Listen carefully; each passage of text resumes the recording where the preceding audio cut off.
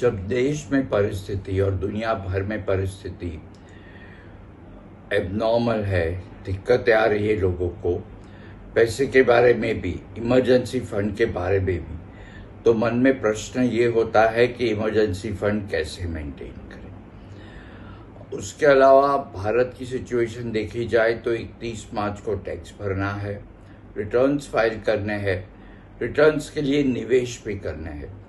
तो थोड़े बहुत सुझाव देता हूं। एक तो आज माननीय वित्त मंत्री ने थोड़ी बहुत अनाउंसमेंट की है, जैसे कि इनकम टैक्स रिटर्न्स फाइल करने की डेट जो थी, जो 31 मार्च, उसको बढ़ाकर 30 जून कर दी गई है। उसके अलावा जो दूसरा है कि उसके लिए जो टैक्स वगैरह भरना था वो भी 30 जून तक, और तब तक कोई भी चार्ज नहीं लगेगा। उसके लिए जो निवेश करते थे सेक्शन 80C, 80D वगैरह में, वो भी हम 30 जून तक कर पाएंगे। मतलब ये जो है वो इतना कैश फ्लो हमारा ऐसे ही बच गया। कई लोगों को ये दिक्कत है, ये फिक्र है कि अगर EMI का भुगतान न कर पाए, ज्यादातर होम लोन के बारे में बात है, लेकिन और लोन के बारे में तो ये प्रश्न वित्त मंत्री को पूछा गया था आज, और उन्होंने कहा है कि जो इसका नियमन करते हैं, जो कंसर्न डिपार्टमेंट है, वो इसके बारे में तुरंत ही कुछ ऐलान करेंगे। उसके अलावा 2-3 बहुत इंपॉर्टेंट अनाउंसमेंट उन्होंने की। अगर आपके पास कोई एक बैंक का डेबिट कार्ड है लेकिन उसका ATM मशीन आपके नजदीक नहीं है, और अगर आप कोई और बैंक में से पैसे निकालते हो तो भी उस पर चार्ज नहीं लगेगा। और बैंक अकाउंट में मिनिमम बैलेंस रखने की जवाबदारी आपकी नहीं है अभी 30 जून तक, इसके लिए कोई भी चार्ज नहीं लगेंगे। तो इन सब पगलों से, स्टेप से हमें काफी राहत मिल गई। हमें जो फिक्र थी कि इनकम टैक्स के रिटर्न कब भरने हैं, ATC का निवेश कब करना है, इंश्योरेंस प्रीमियम का क्या होगा, और EMI का, वो सब के बारे में थोड़ी बहुत जानकारी दी है, और बाकी और अनाउंसमेंट जल्द आएगी। देखिए, बहुत लोगों को फिक्र है कि हेल्थ इंश्योरेंस प्रीमियम भरना है, लाइफ इंश्योरेंस प्रीमियम भरना है।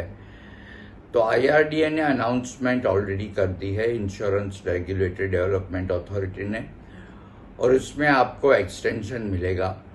लेकिन बेहतर यह है कि आप आपके इंश्योरेंस एजेंट से इसकी पूरी जानकारी ले लें कि आपकी डेट कौन सी थी और रिवाइज डेट कौन सी है, और कब तक आपको प्रीमियम भरना है। इन हालातों में आपको 2 चीज ध्यान में रखनी है कि आपकी पॉलिसी लैप्स ना हो, ज्यादातर हेल्थ इंश्योरेंस पॉलिसी, और अगर एक्सटेंशन मिलता है तो वो एक्सटेंशन का लाभ उठाकर भी प्रीमियम किसी भी तरह भर दीजिए। अगर हेल्थ इंश्योरेंस पॉलिसी लैप्स हो जाती है और कोई बीमारी आती है तो आपको बहुत दिक्कतें होगी। इसलिए हेल्थ इंश्योरेंस प्रीमियम की ओर ध्यान दें, लाइफ इंश्योरेंस प्रीमियम की ओर भी ध्यान दें। और वित्त मंत्री ने जो अनाउंसमेंट की है कि सेक्शन 80C में निवेश करने के लिए जो अवधि बढ़ाई है, उससे आप प्रीमियम थोड़ा लेट भरेंगे तो भी चलेगा, अगर आपकी इंश्योरेंस कंपनी अलाउ करती है। ये हालात नॉर्मल नहीं है, कैश इनफ्लो आउटफ्लो पे इम्पैक्ट है। तो पहले तो जो आउटफ्लो है उसमें 2 हिस्से कर दीजिए। एक जो है जो आपको आपके निवेश को लेकर के है, वहां पे अगर आप चाहे तो थोड़ी रुकावट दे सकते हैं, जैसे कि SIP, रिकरिंग डिपॉजिट। जो आउटफ्लो है वहां पे ज्यादा कुछ नहीं कर पाएंगे आप, लेकिन उसमें अगर वॉलेंट्री एक्सपेंसेस है तो वो कम कर दीजिए, मैंडेटरी है तो वो कीजिए।